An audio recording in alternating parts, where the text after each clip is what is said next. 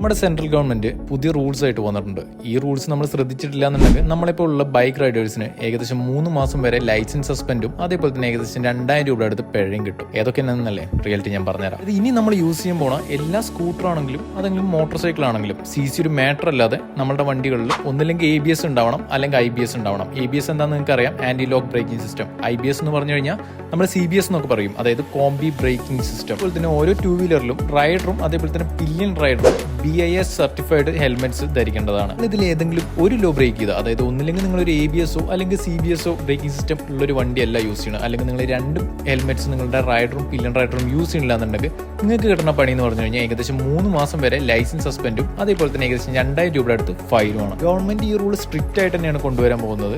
അവരെ പറയണത് ഏകദേശം 40% ഓഫ് റോഡ് ആക്സിഡന്റ്സ് ഉണ്ടാവുന്നത് മോട്ടോർ സൈക്കിൾ റൈഡേഴ്സിന്റെ ഭാഗത്തു നിന്നാണെന്നാണ്. സോ അതുകൊണ്ട് തന്നെ റൈഡറിനെയും പില്ലിയൻ റൈഡറിനെയും ഹെൽപ്പ് ചെയ്യാനും അവരുടെ ലൈഫ് സേവ് ചെയ്യാനാണ് ഇങ്ങനെ ഒരു റൂള് അവർ സ്ട്രിക്റ്റ് ആയിട്ട് കൊണ്ടുവരുന്നതാണ്. റൂൾ ഇപ്പോൾ നിലവിൽ ഡിസ്കഷനിലും അതേപോലെ തന്നെ കൺസിഡറേഷനിലുമാണ്. സോ നിലവിൽ വന്നിട്ടില്ല, പക്ഷെ ഉടൻ തന്നെ വരും. എന്തതിനെ പറ്റി നിങ്ങളുടെ അഭിപ്രായം?